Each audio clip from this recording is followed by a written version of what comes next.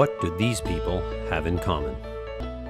We actually saw the worst coastal flooding we've ever had in the history of Imperial Beach. We had days when literally the ocean reached a certain level and started pouring into our streets, something that residents who've been surfing here for more than 50 years have never seen. In San Diego, our coastal habitats, including our beaches and our wetlands, are at the heart of our community.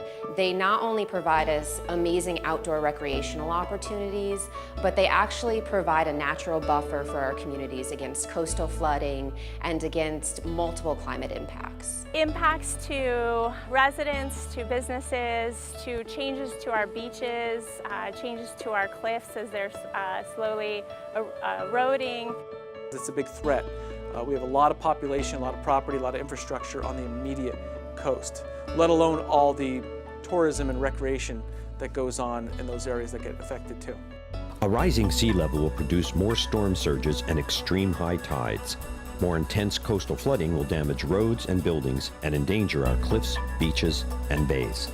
We have marinas, we have boat yards, we have hotels, we have restaurants, we have over 20 public parks. It's a very, very diverse port. It's a regional jewel. We have about $7.5 billion of annual economic impact, tens of thousands of jobs, the airport, harbor police department. We have no choice but to be prepared and to take action to protect the bluffs, and looking at what we can do from a long-term infrastructure point of view to keep it serviceable for at least the next 50 years. In 2010, scientists, educators, and communicators came together to find out what San Diego regional leaders were doing about climate change and the effects it will have on our economy. Climate Education Partners was formed and developed the 2050 report to help our region find ways to leverage the creativity and commitment of leaders like you. This supports not only just the movement of people, it also supports interstate commerce. This track infrastructure is not serviceable. Not only are we pushing people back on the freeways, but we're going to be pushing a lot of trucks back on the freeways at the same time. We have to really assess the vulnerability of our infrastructure, of our coastline, taking care of those areas that are the most vulnerable and that are the most critical.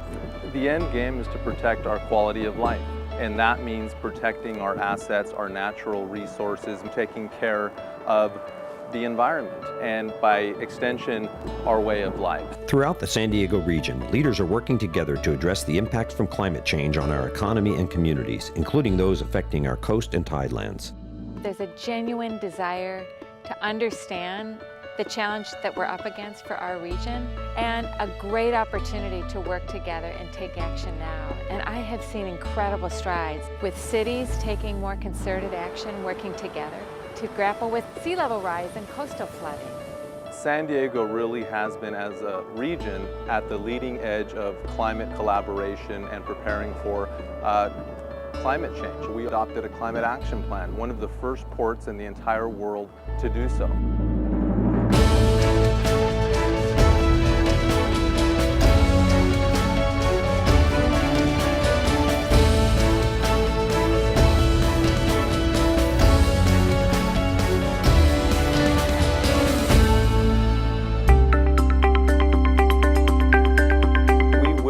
To tell our children and our grandchildren 50 years from now that we were taking it seriously and point to the work that we're already doing. Climate Education Partners is an example of a collaboration that's happening in the San Diego region that really can teach some lessons to other places around the country.